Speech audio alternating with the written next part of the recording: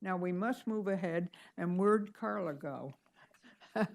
Carla is going to introduce our next very important visitor. This is truly a great pleasure for me. I have been stalking our next speaker for years. She is a very important advocate for us. I have to say that her invitations to speak in the past were only complicated by her busy schedule as a public servant. On the other hand, she was very good in sending her staff each year who have been here. We're good friends. They've been terrific advocates for us and our message, and it clearly has gotten through to Senator Duckworth. She is truly a fearless leader, and you will hear from her. I don't want to take up her time. I'll talk to you about her afterward, but she is a newly elected senator from the state of Illinois. She will be serving from now through 2023, so we are thrilled. She has a long-term commitment there and for our messages. She was born in Thailand. She went to school in the University of Hawaii and several others through the country. She, most importantly, has served our country as a helicopter pilot in Iraqi freedom. She came back, had a baby, ran for Congress, elected to Congress, ran for Senate, elected to the Senate, and she has been a terrific advocate for breastfeeding. Being a mother, the challenges of breastfeeding were pretty obvious to her. She had created important legislation to require airports to provide appropriate lactation rooms for moms. She has new legislation, which I'm sure she'll tell us about. We could not ask for a better champion, and I thank her and introduce her.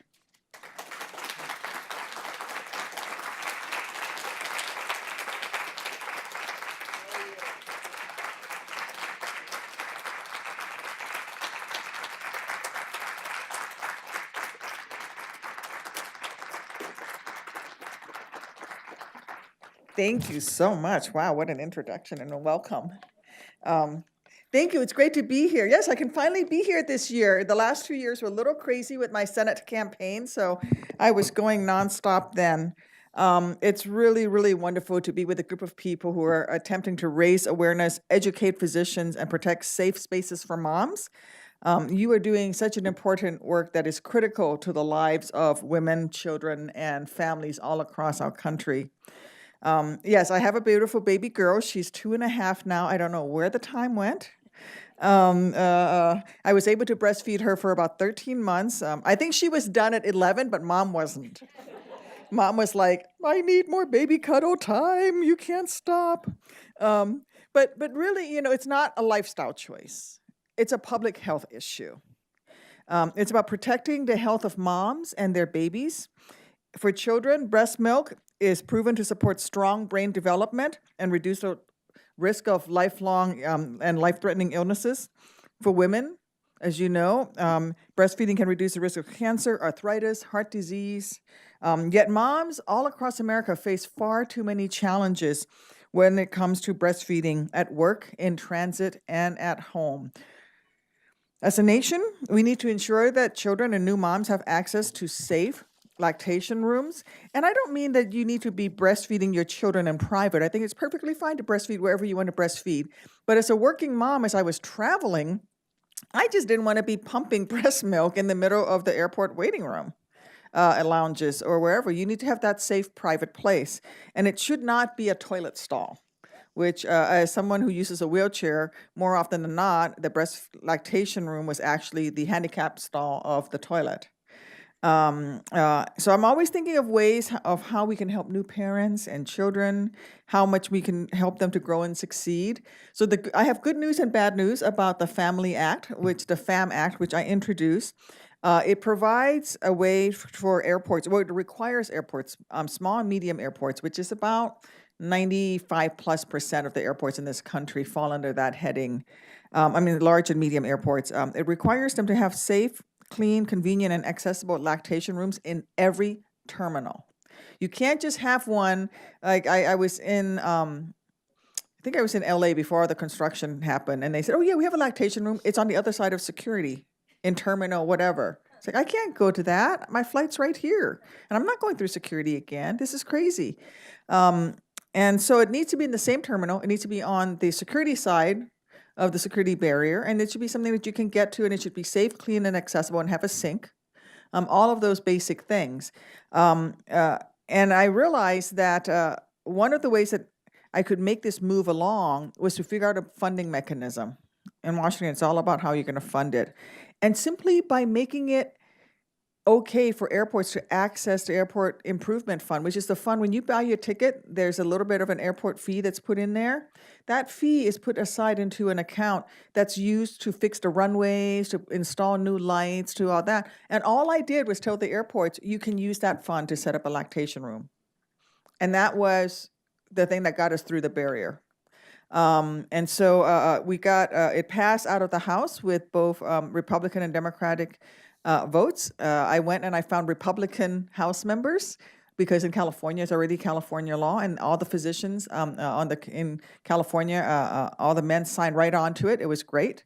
And it was going to be in the FAA bill, but the FAA authorization bill got caught up in a political battle that had nothing to do with this. It had to do with privatization of the airspace. And that died. So it's not yet law. We're going to reintroduce it to make sure that it gets through. So it was non-controversial. It got through everything, and know that we're going to keep working on it to make sure that it gets through. And hopefully the FAA bill will pass this year.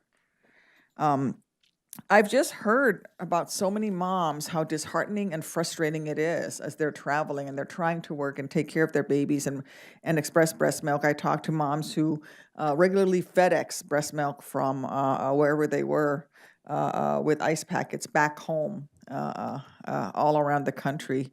I talked to moms who would have their breast milk seized going through security and have it dumped. And let me tell you, as someone who lactated, but not very much, every drop was precious. I worked for every single drop that was in those bottles. I just think that this just takes common sense. I think we know and understand the importance of breastfeeding. I think Americans generally support this, but it's one of those issues that is, in a way, hidden until it affects your life and your family.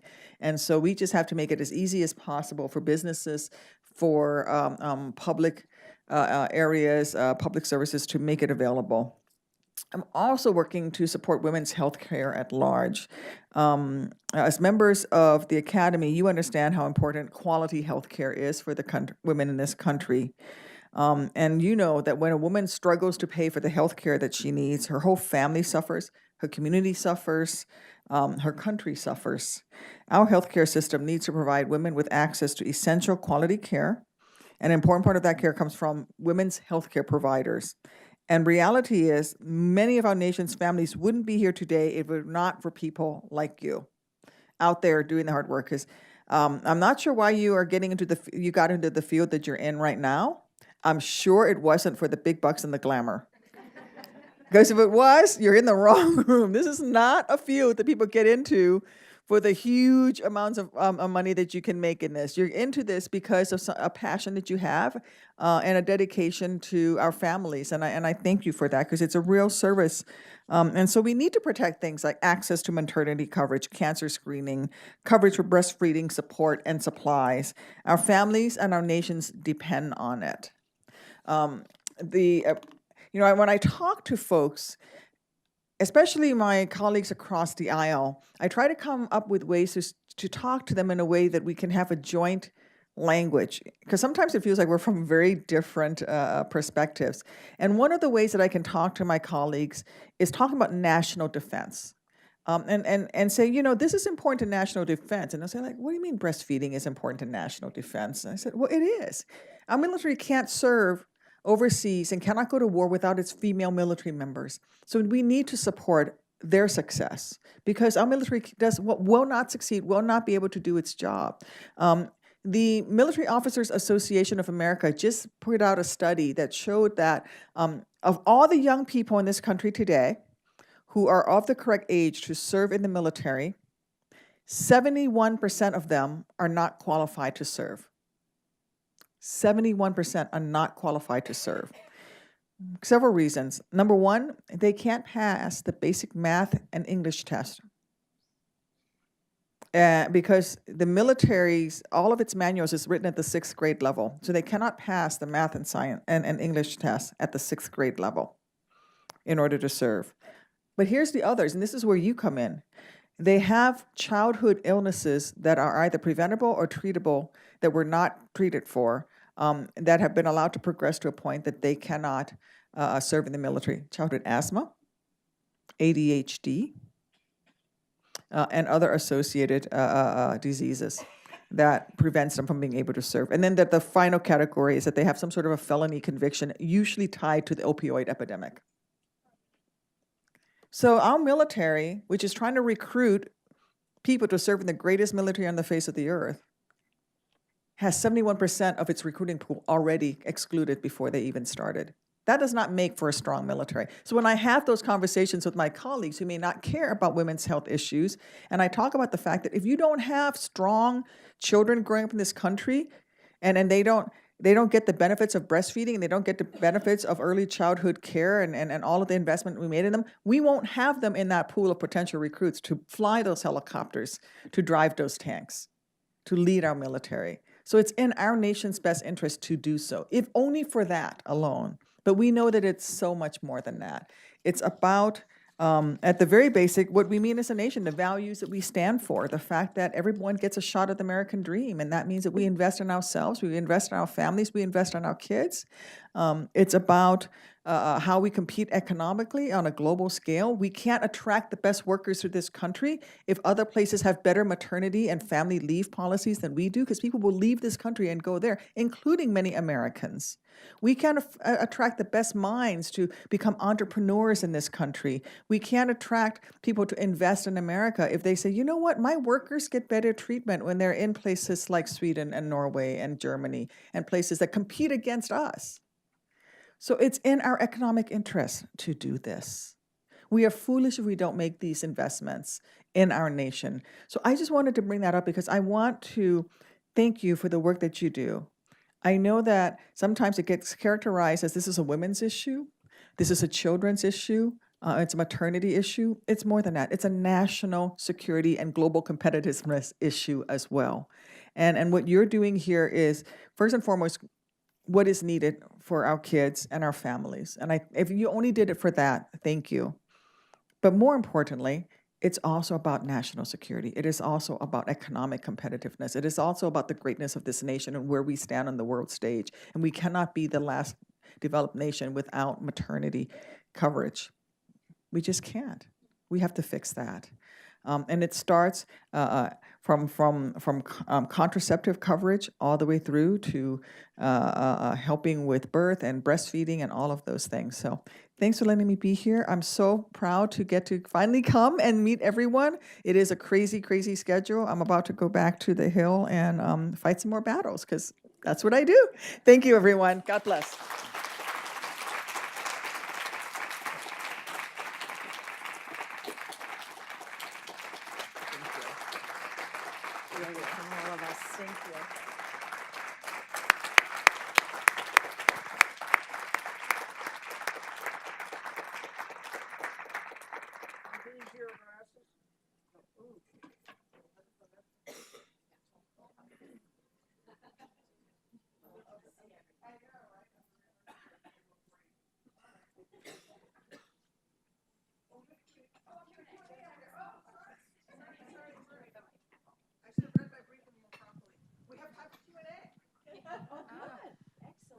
Great. No, fine, thank you. Your name and Lucy Sullivan. I'm the executive director of 1000 Days. We're an advocacy organization. Thank you so much for that very inspirational talk. And my question to you is, what can we do as advocates and in all our respective roles to help you do the great work that you're doing in ensuring that the message is carried across to your colleagues on the importance of investing in young children and in mothers, particularly around breastfeeding. Thank you. Of course. So this is where the grassroots efforts really does make a difference. I think it really started after the president was elected and on a second day when the Women's March happened. Something happened in this country with that day because ever since there has been a rise in activism that has been incredibly effective. So the Women's March was amazing. It was good for our spirits. It was good for our souls. It was good for our country. It provided unity, all those women who showed up. It promoted people becoming much more active. But what it did was it created a reflective pattern of behavior that people were more willing to participate in. So that when the Muslim ban happened, hundreds of thousands of people on their own went to airports. They didn't have to be called, they didn't have to be emailed, they just went on their own because there was that reflective instinct already that started with the Women's March. It's why when the the first healthcare bill that failed, that was proposed, that had all of those drastic cuts, part of that was because people on their own initiated these phone calls and these conversations and went to town halls and talked about all these things. And that's what I ask you to do now. Because the healthcare bill that passed out of the House is just about as bad as the first one that failed. The only significant difference in it is that there is a promise in the second one that pre-existing conditions could be covered for 5 years. And basically it has an authority line in it that says that the president can put in $8 billion for 5 years to help cover pre-existing conditions, but there's no money actually been appropriated for it already. So it's just a promise that they could do it if they chose to. But it would only still last for only 5 years. And so call, talk, go to those town halls, demand the town halls, invite your legislators on both sides of the aisle. It's important for those who are supportive of your cause to get the cause and emails and letters as well, because then I can stand on the floor and say, look, since I was sworn in early January, I've received 500,000 contacts from my constituents, and 90% of it has been on healthcare. To get the stories is so very important. And so just that activism, I know it sounds, you may have heard this in the past, but it really, in this time period, in these last 5 or 6 months, there's been a real change in this country, and the activism really makes a difference. So contact the likes of me, but also contact one other person that may not be supportive of your policies and say, look, you need to do this. And try to find a way to speak about this, both in the way that you already are, but tie it to something that, as I said, when I talk to Republicans who don't care at all about all of these issues, I talk about national security. And I say, this is important for national security. The fact that military bases don't have mandated breastfeeding and lactation rooms for their female warriors is a problem.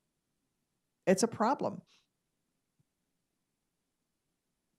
I don't know if you realize this, but yesterday, Mrs. Pence was our opening speaker. That's great. That's great. Thank you.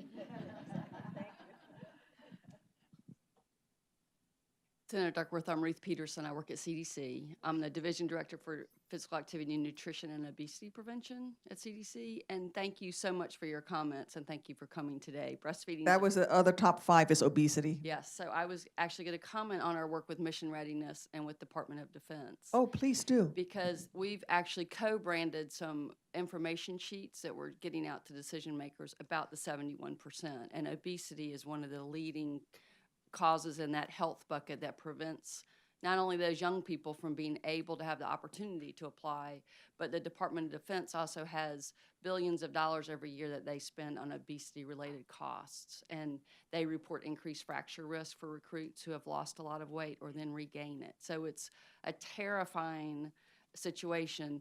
One of the things that I've noticed with breastfeeding and the work at CDC is we often don't have a conversation with some folks where it resonates with them in a positive way. So we're spinning it more into the malnutrition, prevention, nutrition, improvement, obesity reduction world, and we're finding that we get a lot more positive reactions from folks that it's important for women's health in general and prevention. But I would love for you to share with me your advice and this group. This is like preaching to the choir here in this group, but there's a lot of folks who actually aren't on board with breastfeeding and a woman's choice and prevention of malnutrition for those who may not have the food they need. So I just love to hear you give us advice on how we can resonate with people who are outside of the choir, because you've got the choir right here with you today. I do. This is one of those things that I'm a neophyte at this myself. So I'm not a young mom. I'm a new mom. All right. I had my daughter at 46, and being a woman of a certain age and being in the job that I do, I was obviously obsessive from the minute I was able to conceive after, 10 years of trying. And finally, when I was pregnant, I was just obsessive. I read everything, looked at every data, made spreadsheets, read every day, just like the fetus is now 2 millimeters longer. Oh, yay, I just drove my husband nuts, right? But one of the interesting things I read was that in other cultures, and this was because I read all those French books because I want my daughter to eat everything right now. My all of those child rearing, French. But they talk about the pleasure of breastfeeding, and they talk about the connection and all of the positive aspects of it, which was really interesting. And as I've traveled around the world, to talk to folks about just, as you said, the positive aspects of it as opposed to the malnutrition, the disease prevention and stuff. I think it's just going to have to be flexible. I think maybe as an organization, you may already have this, but to develop, key talking points for different situations might be the way to go. But I try to just talk about, when I talk about it, is everything from, I want my daughter who was born, she was 4 pounds, 7 ounces. She was teeny tiny. And now she just had a 2.5-year-old checkup. She's at 70th percentile for height. So I think that breastfeeding helped with that, but then also talk about just the bonding time and all of that, and it's complex. And when I don't talk to the choirs, I said earlier, the folks that I tend to engage with are folks who are not interested in this at all, and then I talk about costs. That this will save us money in the long run as a nation, as a healthcare system, as a community. Hi, my name is Michelle Stolberger. I'm here with the United States Lactation Consultant Association. In my non-lactation time, I'm also very active in the American Legion post-60, the Women's Auxiliary. So I wanted to thank you for your service. What are we not paying attention to? You mentioned that being able to bring in the cost impact or how to pay for things. What legislation is happening now that's rumbling that maybe we're not as passionate and active about, but could impact breastfeeding that we could probably get in on the ground level and start making our voices heard? What should we be paying attention to right now that maybe we're not? Well, I think things like this FAA Reauthorization Act, right? People are not thinking about the FAA Reauthorization Act as having anything to do with breastfeeding, but my bill to require airports to have lactation rooms around the entire country is buried in there, and it's finding those bills, and don't think of just the traditional health bills. I mean, you need to be fighting, of course, for the Affordable Care Act repeal and say, look, you better keep those breast pumps in there. You better keep all of that the lactation support and all of that in there. You should have coverage for lactation consultants, and all of that should be covered in your healthcare plans. That's all the obvious stuff that you should be working on. But you should be looking at things like the Farm Bill and the Ag Bill. If they're going to do an infrastructure bill, I mean, this is Transportation Week, right? If there's going to be an infrastructure bill, then you should be talking about mandating a requirement that for all federal funded projects and federal funded public buildings, whatever it is, that you need to insert in those lactation rooms. And those are kind of outside of the box things, but if you can put them in there right now, it becomes part of it, because it's just not even thought of. It's just not even considered. The Capitol right now, it's really hilarious because the Capitol, all these old buildings, there really are not a lot of lactation rooms. You have to go to the health unit to find a lactation room, and yet there are all of these old empty phone booths just sitting empty. And I was going around saying, why don't we just tear these? They're just sitting there. So why don't you just? They've taken the payphones out, and why don't we just knock the walls out between the payphones, the partition dividers, and turn these into lactation rooms so that people who come to visit the Hill have a place to in my offices, I think I may be the first Senate office to put in a lactation room. I have a bathroom in my office for the staff to use. It's just single room, and the staff's like, none of us want to use this bathroom where our colleagues are sitting next to us. We feel self-conscious. I said, well, let's turn it into a resting room / lactation room, rip out the toilet, put in an easy chair, paint it. It's pretty dismal in there right now. I'm going to fix it. But it's a room that somebody can go in and either express, or if they're just tired or a little sick for the day, can go and sit down and catch their breath. And so we're the first office to do this, I think. But it's finding these unusual bills that we haven't even thought about. But just think about infrastructure. Think about public access and trying to slide something into those areas. And then find a way to pay for it like I did with the airports. Well, I did. Virginia did. Virginia is the one who is the brains behind the operation here on this. Figure out a funding mechanism. And the funding mechanism was already there. All it did was just authorize and gave permission to the airports to use that fund to do this. And it's not a lot. You can buy a breastfeeding pod for, what, $30,000? They spend more than that to put in a Sephora store at the airport, so they can certainly fund this. Okay. Virginia's cracking the whip. No last word? Okay. I just want to, again, thank you so much for doing this and your work every day for us in the past and in the future. I think the words of advice of get into places where no one suspects we should be. And we've thought about that too, as you know, with people in the room who are from organizations that are not traditionally working on health issues. At our first summit, we had the FDA here, we had the IRS here, we had the Department of Labor here, and they have continued to participate. And it's exactly what you have been teaching us. Go into places where they don't even realize they can be helpful, and they are, and that's really important. The other thing I just want to say, especially to tout our ABM board members who are here, ABM, mostly through the guidance of Virginia, we have been supporting, as organizations, supporting the legislation that Senator Duckworth and Congressman Duckworth have been promoting in Congress, and so you should all be very proud that we are there with her when she needs us, and she is there when we need her. So thank you so much. Thank you.